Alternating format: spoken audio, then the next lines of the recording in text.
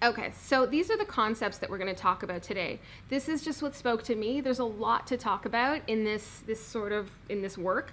But the first thing I want to talk to you about is two separate people. And I'm going to take you through it. But essentially, the person today is very different from the person that we are going to be when we accomplish the goal. We all know how to get there.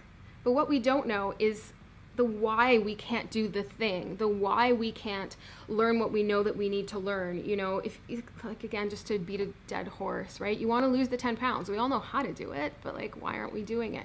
So again, this concept that we are a different person today than we are going to have to be a year from now if we're that person that achieves the goals.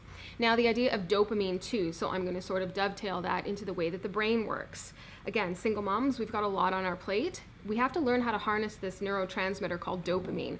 Dopamine is responsible, it's the reward center in the brain, but it's also responsible for, doing the next thing, like keeping going, keeping momentum. And if we know how to work this little neurotransmitter, it makes things a lot easier. The third thing we're going to talk about today is the idea of beliefs. What do we need to believe about ourselves for this goal to be true? If we don't believe we're worthy of it, if we don't believe that we're smart enough, pretty enough, whatever enough that we've been told somewhere along the way, we're not going to get there. So at this point, we're going to ask ourselves, who do I need to be for this to happen? Now, my favorite, I don't know if I've talked about it before. I think I have. It's this idea of set point. And the idea of a set point, again, we will go right into it, but we all have this place that we live comfortably. And I don't know if any of you feel it, but you know when you kind of get too big for your britches and life is going too well and you're like, oh, this doesn't feel right, so you kind of sabotage things and bring them down? Likewise, if you're someone who's, let's say your set point is at 70 degrees and life goes down to 10 or 20 degrees and you have to bring yourself back up. So this idea of set point is bringing your emotional home or bringing yourself back up to this sort of higher level. Now, if any of you saw the little post I made in the Facebook group a little while ago about the adjacent possible, this is fun.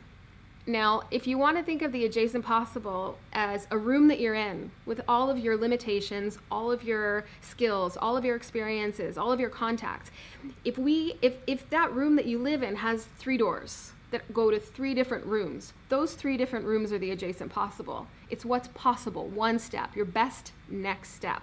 So if we think of our goals as like on the other side of the city, that's not going to work, right? We have to look at, to get from A to Z, we need to get from A to B, from B to C, C to D, and so on, and that's the adjacent possible.